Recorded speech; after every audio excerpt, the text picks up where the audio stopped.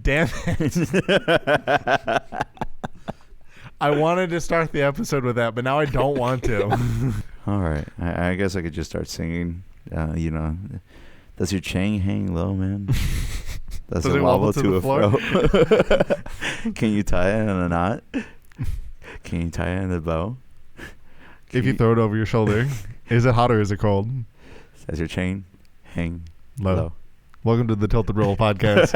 My name is Marshall. My name's Francisco. That is exactly what I was looking for. You may be wondering, why do we look like we're in such a weird angle that is not flattering whatsoever? Looking at my phone right now, I feel like that's at all the preview, podcast, though. This is by far probably the least favorable because, shooting down from up. Yes. It's one of those that angles that make you look fatter. Oh, okay. I feel that's why top down it actually makes you look slimmer. I feel like it just makes the audience feel like they're a child too, just looking up at us. Also, it really depends on what lens you're using. The fact that we're in a wide angle lens, this actually is an unflattering angle. Doesn't actually make us look super fat, but it's because it's a wide angle lens. Right, and also it slims you generally because it's trying to get more of the environment. Right. We're also both wearing darker colors to hide the fact that we're kind of fat. See? Word to the wise for all my boys out there. Black. Wear black. Wear black. Slimming. Yeah, always. So I came into the shop a little heated today. Just a little.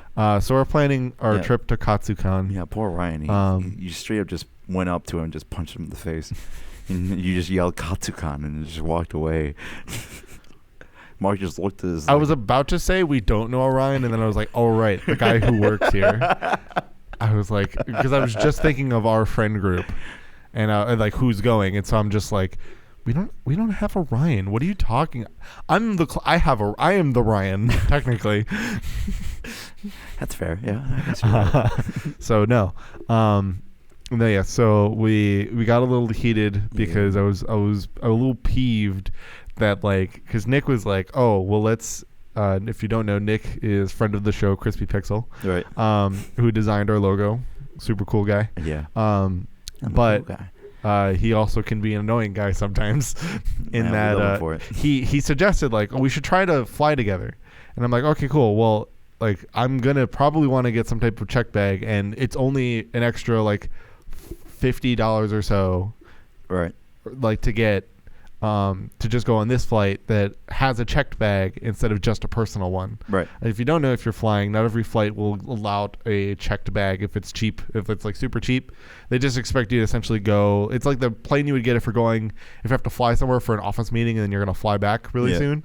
So you just go with a small suitcase or something, just with some stuff in it for an overnight, and then the office stuff, and you just go. It's what I would do every time I come and leave. I just put everything in my backpack and be like, yeah.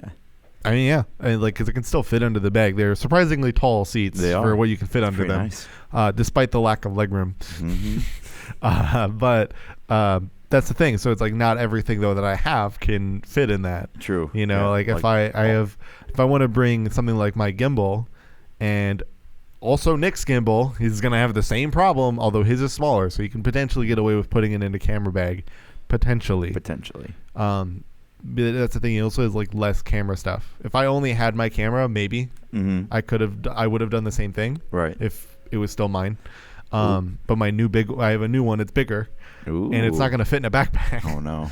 And it's the exact reason why I spent the extra money to get the hard case version of my gimbal was for this trip. Was precisely for it. Okay. Because I was like, I am going to need to carry it around, and I know it could get kicked. But, and I would check it. Right. But my concern is that it's really easy in the baggage claim just to be like, yoink. That's very true, yeah. Because it looks like something important. Well, you just got to disguise it, put it in a lunchbox, put the lunchbox in there. A giant lunchbox. It is this big, long, and it's this tall. It would require the largest of lunchboxes. They have those. My boss has this giant one that's about the size of Ottoman. It's got to fit in the plane, though. Well, I mean, you can have that one check bag. Who's going to want to steal a lunchbox?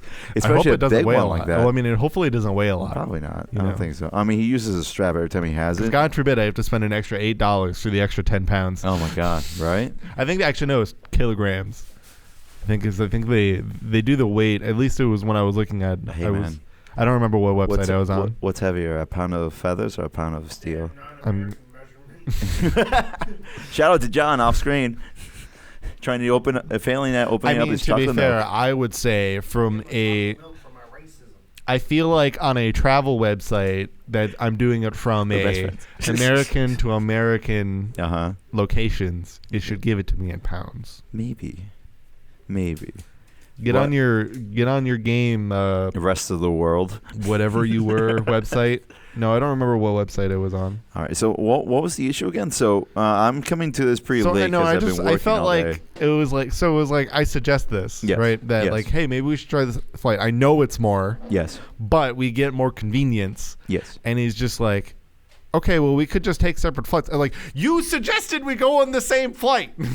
Why are you now like immediately backing off? And I kind of took offense to that because I was kind of like, okay, like you're kind of like, I feel like you just kind of shut me down there, like immediately. Fair. Okay. Because the idea was like, it was the suggestion of maybe we all take this flight because it has convenience. Nope, just like, okay, well, we could take separate flights. Like, stick to the idea or don't.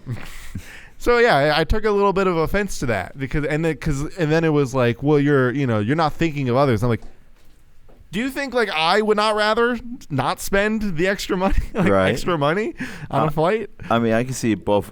I'm not Captain Moneybags here either. Oh man, homogenized. Yeah. So I was a little peeved because I was just like, you're acting like I'm only thinking of like, yeah, sure. Is it somewhat selfish to want the convenience? Yes. But am I also like being so inconsiderate because I'm like, I have all this money, so clearly I can afford it? Like, no, I can probably, I can't inherently afford the extra cost, but I'm gonna have to be willing to take it if I can't get all of my stuff because I don't want to leave half my equipment here. That's fair. It's funny. I've been kind of like that the last few days with Celeste. I'm totally fine with that because you are working all the time. That's true. Yeah, I am not. And dying. Mostly just dying. Inside, especially. Yes, mostly. And, and the more you die inside, it actually does seep to the outside. I mean, I feel that's how aneurysms happen. That's fair, yeah. I feel like going in the same plane would be, one of the benefits is that we have that part of the journey together, too. Oh, absolutely. No, I mean, I'm totally for it. That's why I was partly annoyed that it was like immediately suggested, like, we don't have to. It's like. How long is the flight, by the way? No, not super, super long. I mean, for going halfway across the country, it may feel like a long time. Wait, but where's Contagon again? Pretty much DC. Like we have to fly into Ronald Reagan. We're going to the East Coast. That's gonna be my farthest I've been there, I guess. It's not for me. Actually, I was gonna say it's the first time in a while. It's the first time that I will when I've had my own control. Because the last time I went to the East Coast was when I was 12 for my cousin's wedding in Boston. Oh, Boston. In Boston. So we got this talk over there. Which was kind of lame. Because since I didn't have control over what I could do because I was 12, I actually didn't get to see much of Boston at all. Okay. So it was kind of lame. Like, there's the cobblestone road. That's all you need to see. Yeah, it would have been really cool. No, we didn't walk anywhere. Like everything was wedding related. And it was kind of a bummer because it was like, I don't know, I would have liked to do something. But I was under the whim of my aunt and uncle and / one of my, like, it would have been cool if like the main cousin I traveled with would have like stole me and been like, let's go adventure. Right. Because like stole you. Well, just commit a crime so you can have a great time. I mean, that's the thing. Like, so she was like, because I have a very like wide range of ages in my family. So she was like 23, I think, at that point. Okay. So she easily could have been. She was responsible enough to handle me. I mean, we're 24 now. John gave me a look when I was on camera when I mentioned that also, by the way. Like, not everything goes to that, John. No, I was thinking, I'm like, oh yes, me, 23-year-old woman. I totally want to drag around a 12-year-old kid through Boston.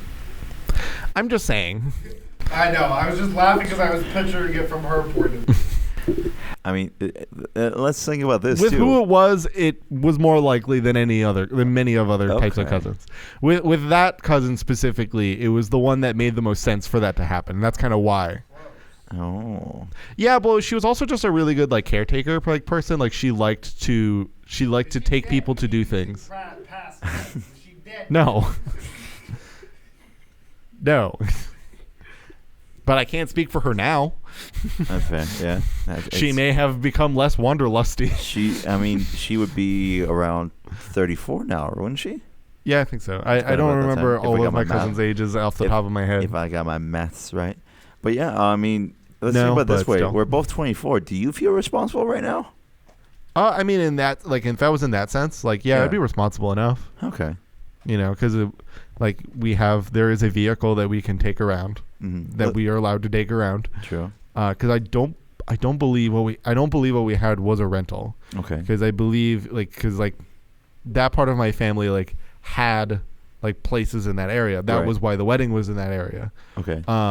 So I believe that was not a rental car. So it would have been legal for her to take it. So what you're saying is we need to steal one of your younger cousins. Well, a lot of that family is now permanently moved to the East Coast, including that one. Oh, look at that. Well, we can just go over there and say hi, you know. Be like, hey, what's up, fam? That's the other thing we'll have to bring up is we pawn the idea of like spending extra time to make a day trip or something to Maine for a number of our friends that live there. We have friends that live there? You don't, because you don't play games with us in Discord. You're not connected to that group. No. Every time I see you go onto Discord that's not for the show, you're playing something like Civilization or Crusader Kings. Most likely, yeah. Oh man, I got a game to tell you about that I just got hooked on. I'll tell you this in a little bit. Well, we should wrap this topic up anyway, so we could probably just go right to that. Okay. Well, I mean, but yeah, so I was peeved. You know, it's something where I was, to be fair, it was kind of like, it felt very much like Nick was just being like, no, this is the best thing. It's the best thing. It's like, you don't know that for sure, all right? Like, you immediately started countering it before anybody said anything. You just, like, assumed that it was like the other two were going to be like, no. We just need to go on the travel site and be like, hey, we're going to this place for this amount of time. Well, also, I'm just going to look at, during our session today, what my, like, how I go through my rewards and whatnot. Right. Figure that out, and then I'll figure it. Because, I mean, if I have to just take a separate flight because I can't really choose my flight, right, then that's just going to wait for me. It's going to suck, but I don't really have other uses of my travel points. That's fair. All right. Do you want to hear how I almost killed a guy yesterday? How did you almost kill a guy? Okay, so I went into this one place where it's a place over in where my girlfriend lives, you know. And it's a place where you can't just drive your vehicle in to get an oil change, and you just kind of stay in the vehicle. Yeah. And they just talk to you from the driver's side seat. It's a really nice place. Go in there. This guy immediately just gives us water bottles. Like, hey guys, how you doing? Come on down. Just follow the dude in front of you. He'll direct you down. And we go there, and I'm driving the new car I have, a 2003 Toyota Prius. License plate number. VIN number. But there's a funny picture of me that I can send to you. You already have it, actually. Yes. It says me doing this to it. The car. I sent it to John too. John hasn't told me his honest opinion about it. I feel kind of betrayed. Thank you. Anyway, you almost killed the guy. Yes, I almost killed the guy. So we go in, and fun thing I learned about the Toyota Prius. It has an auto stop function. So if I stop for a moment of time, the engine turns off. It's still on by all extents purposes. It's just stopped. Yes, I'm aware. Yes. So I'm surprised it was that old, but I'm aware. So I go there, we go there, and I put it in park, and the car just stops. And in my monkey brain, I think it's turned off. It's fine. All right, we're good. And I look at him, and we're just having an interaction. Meanwhile, he's telling these two other guys who are doing the oil change, like, different things, like what I want, what oil I want. And then as one guy goes underneath to mess with all that, all of a sudden, the car just turns back on. And there's a brief moment of just pause as we're, like, trying to register what that noise is. And the guy filling up the tire to the driver's side, the front side tire, was like, turn it off, turn it off, turn it off. And I'm like, I turn it off. And then, like, both guys kind of, like, bend down to look at the guy underneath to see if any hot oil, like, fell on him. And he turned out to be fine, thankfully. Shout out to oh my God, man. Right? Shout out to the guy who was talking me through all this. He's like, whew, that was a close one. Now, about our oil services. Just didn't stop on the sale. No, didn't skip a beat. Just continue on. And I kind of accidentally reminded myself I had a military discount with some places. Because I gave them my card. They're like, oh, what's this? I was like, oh, that's the, it's like, I've never heard about this credit union. It was like, oh, that's a credit union they give you when you leave the Marines. And they're like, oh, you're a veteran? Like, yeah. Do you have an ID that says that? Yeah, it's right here. Oh, you know you can get a veteran discount, right? And like, that's right. I need to ask this everywhere I go for the rest of my life. Oh, right. I have to ask this question. I have that level of privilege. I'm not used to it anymore. I get to annoy everybody in customer service centers now. hey, man. So at your wedding venue, do you have military discounts? You know what? But we may. I don't know. I can't say for sure off the top of my head. Okay. But you know what? If you go there and you book and you say I took you there, I get a cool $150. Oh man! So I don't save money, but you get money. I like that. I'm gonna think about it. I didn't say we didn't. I said I don't know if we do off the top of my head. Hey man, that's fine. We might. I'll have to look it up. Right. We'll see in 11 years when I finally get married. Sorry, Celeste. She already knows. No, but I should tell my sister that. You're gonna marry your sister? No. That's illegal, Marshall. We had this discussion before the podcast. Wait, you can what? What did you say? Don't worry about it. It sounded like you said you can in 11 years. When John runs for president, wins, and then changes that law. It's all his master plan. Look, guys, don't make it weird. You guys are the ones calling it weird. I'm just calling it, hey, you can marry your sister now. Right. I'm just saying it's the inevitable future. Oh, God, no. It's your option. No, God. Aren't you glad that when we were having the conversation, the original start to this podcast, you're like, "What? This is." I don't want to start with. I don't want to start it with incest. But man, here we go. Here we are. Why? The beginning. All right. Oh, shout out to Pathfinder Kingmaker, this game I just bought off the Steam summer sale. Damn you, Gaben. Right? You got another one. But it's a lot of fun. 25 gigabytes to download. I was like, ooh. But when it finally downloaded and I started playing, you just make your own character. It uses Pathfinder systems. I'm like, I have no idea what any of this means. Yeah, I looked at it once, but I never really decided to go in on it. That's nice. How much was it? It was, I think I bought it for like $19, $15. Oh, that's not too bad. I was like, it was one of my two purchases. The other one was Banished. Which is just a city building game that I extremely enjoy because it's so simple, but it's so irritating at the same time.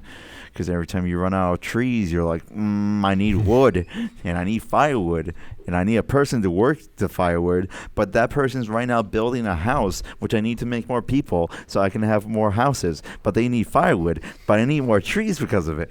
And that's how the game goes. So this is the game you've been obsessed with. It's another Banished Civilization-esque, Crusader King-esque game. Yes. You have a very specific taste in games. I do. Man, Fire Emblem 3 Houses better have this or else I'm going to just blow a gasket.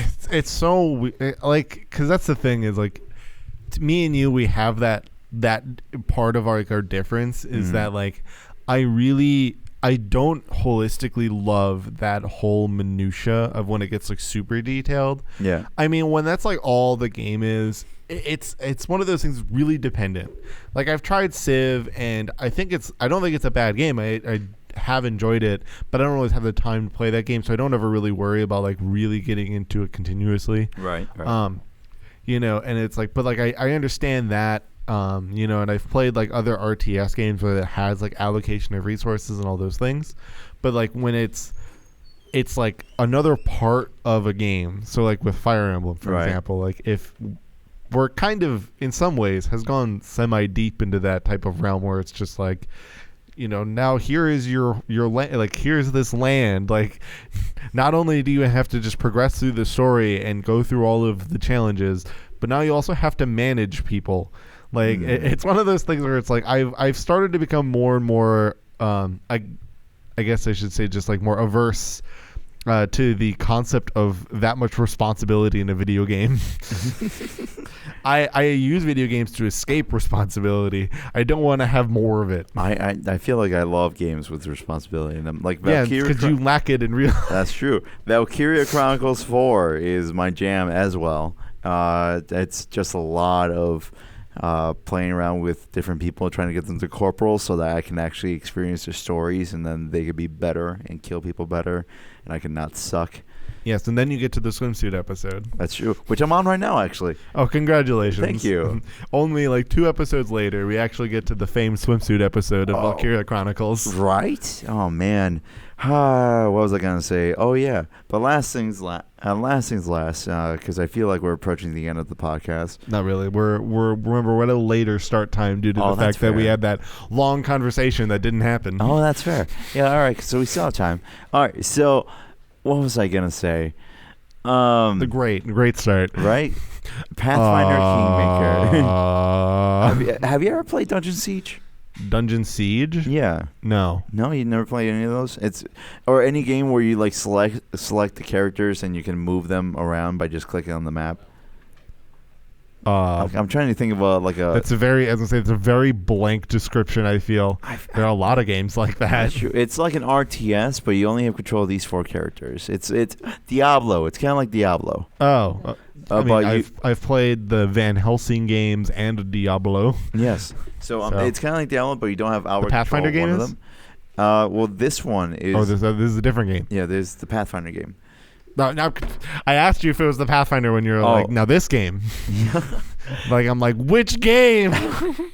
This game is, now if we're talking about the Pathfinder game. Okay, it plays good. a lot. I'm glad we've designed that. It plays a lot like that, and almost like the Shadowrun games, where it's just a party you're leading them through. There's skill checks in it, which is interesting how they incorporate it.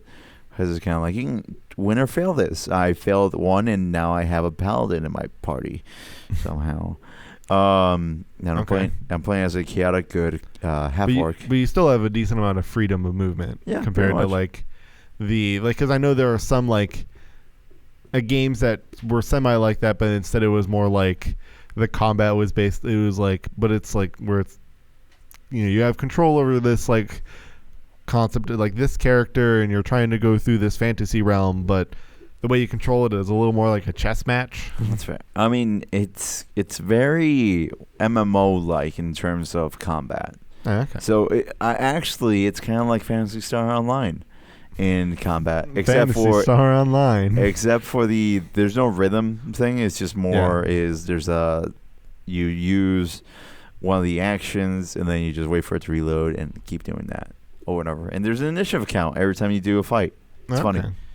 It's funny to me because it's how Dungeons and Dragons Online worked. Yes. So not Neverwinter, but actual just DDO. Right. DDO, BO. It almost had it operated under the a small weird set of roles. Yes.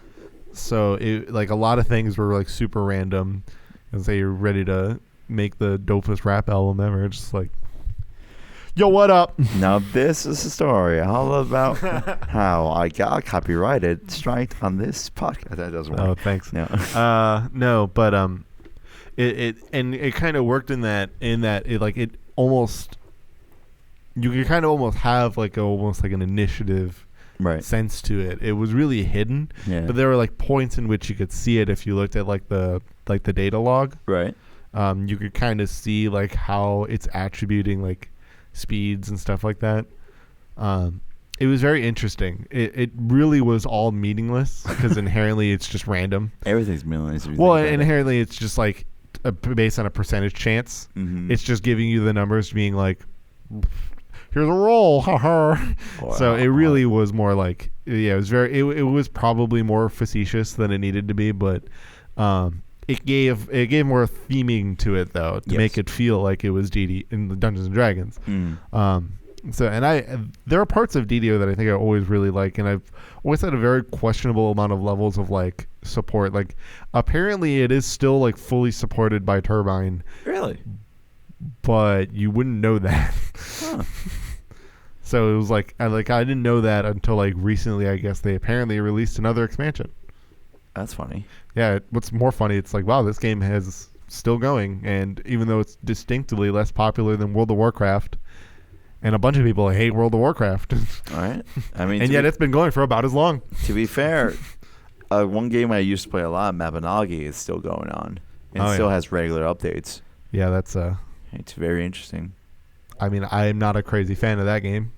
There you go. What? Warframe. Oh, that Warframe has been going on for quite a while. Yeah. No, it is not an easy game to get into. No, it's not. Not it is not anymore. an easy game. I remember but trying it in the beginning and retrying it lately. oh, it's so different. It is. It is very. Yeah, because the first time I tried it was when the PS4 came out. Oh, yes. Because that was it was free, and like there weren't a lot of games on the PS4 at the beginning. And you just bought a PS4, so you're already broke. Right. But also it's just the thing, like, there weren't a lot of games, and I wasn't able to get a lot of games. Like I got like one game. I got I think I got with it. I got Killzone Shadowfall, I think. You didn't get Fallout 4. And Best one. That didn't come out with the PS4. Oh, that's fair. That came out like a year later. That was the first game I bought for the PS4. So sorry, I'm projecting myself onto you. You're like, and when you bought it a year later. Oh yeah, Black Friday. I bought everything. the PS4 when it came out, and like a month later when it finally like came into a store, I was like, because it was selling like the Wii was, where it was like you couldn't get one. Right. And then the Switch was like that. Weird how history repeats itself. Oh man. Shout out to the Switch Lite. Yeah, you were saying? Yeah, that's true. It's true. Yeah, so like I got like Killzone Shadowfall and I think one other game. Ooh. I don't remember what it was. It might have been Madden 25 actually. No, I got that later. Yeah, so but obviously I needed a lot more like free to play games to like have more of like the online stuff or anything that was just anything else, so that it wasn't just having one game on my new next gen console. So Warframe was one of those, and it was like it looked one way, and then I watched like a couple people like be like, I'm gonna we're gonna play this game because like if for like them it was like they were sponsored to do it. Yep. So they're like, oh, we're gonna play Warframe, and like they're playing from the beginning. I'm like, this is different. This is very different. I mean, like parts of it are obviously, plenty of it is still the same. Yeah. It just has like what I feel like is good updates. Yes. Like for me as somebody who's on the outside looking in, I look at it now and I'm like, this seems way more impressive than it did the first time. Oh man, they changed the beginning and everything. It was great. No, that was the thing. I mean, like the beginning was like super, like you didn't know like where you're supposed to go, right? And so like you got these missions, and then it was like you think you would do them, and it's like, no, you need to do these things, and I'm like, but how? Wait, what? How do I progress now at this point? Like you progress to a point, and then it like gives you this like weird objective, and you were like, what? And then now it's way more easier to like get it conveyed through everything and whatnot. So, but yeah. Oh, you're checking your texts. You're checking the conversation. See if he said anything else. You want to go back to being heated. No, Marshall. No, I just wanted to see if it was anything pertinent. We're good now. You wanted to be the s'more, the burning s'more. The s'more. Yes, marshmallow. Oh, marshmallow on fire. S'more. I hate you. I absolutely hate you. But last thing, do you think Fire Emblem would be a great game? I'm really hoping it is. I'm hoping I'll play it more just because it's on the Switch. Yes. But that also hasn't stopped me, or that also hasn't helped me play more of Pokemon Let's Go Eevee. So that's true. Well, I mean, but I think part of the reason I don't do it is also just because I don't need to play a version. I don't feel as enticed to play a full version of the Yellow of Kanto again. Yeah, that's fair. We've been there. We've done. Although that I've started times. playing it more again, so that gives me. And Bloodstained also gave me more of the hope that I actually can try to like be committed to a game again, as long as I have like the capability of taking it wherever I want. Because let's just hope that Fire Emblem is great. Because don't forget, in the last game, you could fuck your sister. And we come full circle, everybody. Not full circle. That's full circle. That's to the half of the episode. It's full circle to the beginning. You weren't there for that. That didn't happen. Yeah, it was in the lore. It's not in the lore. It's in the lore, but we harken back to our roots. Ain't that right, John? I hate you. You're too far. Here we go. There you are. There you go. That's you. Oh boy, that's some hard lag you got there. It's usually you have that. Well, it's because it's through Bluetooth, so it gives you. It's more about reacting rather than being proactive. Anyway, this is the end of the episode now. Thanks a lot. Watching your hand like Right. spaz as you talk. It's hard. I gesture a lot. Hey, you do, and it's been like that the entire time. Yeah, well, it's because I've got nothing here. I can't bang any of this stuff. Unlike your sister. Hey. Thank you for joining us. This has been my friend Marshall. This is not what I want to talk about in the podcast. This is Francisco.